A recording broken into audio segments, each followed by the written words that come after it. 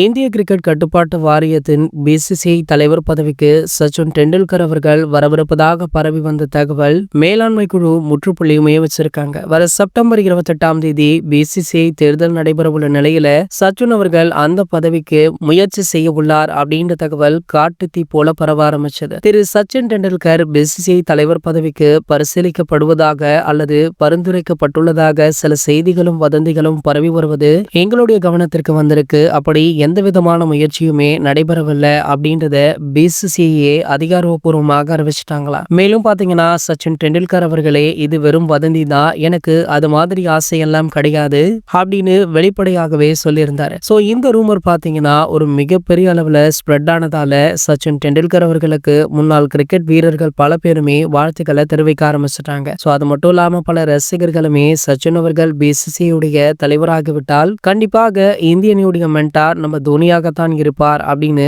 Social மீடியாக்கள்ல இந்த விஷயத்த வேற லெவல்ல செலிப்ரேட் பண்ணவுமே ஆரம்பிச்சிட்டாங்க. சோ இதனை பார்த்துதான் சச்சின் டெண்டுல்கர் அவர்களே பதறி போய் இந்த விஷயம் வெறும் வதந்தி தான் அப்படின்னு தெளிவாக அனௌன்ஸ்மெண்ட்டையுமே வெளியிட்டுட்டாரு. இது போன்ற கிரிக்கெட் செய்திகளை பற்றி நீங்க உடனே தெரிஞ்சுக்க நம்மளுடைய சேனலை மறக்காம சப்ஸ்கிரைப் பண்ணிக்கோங்க.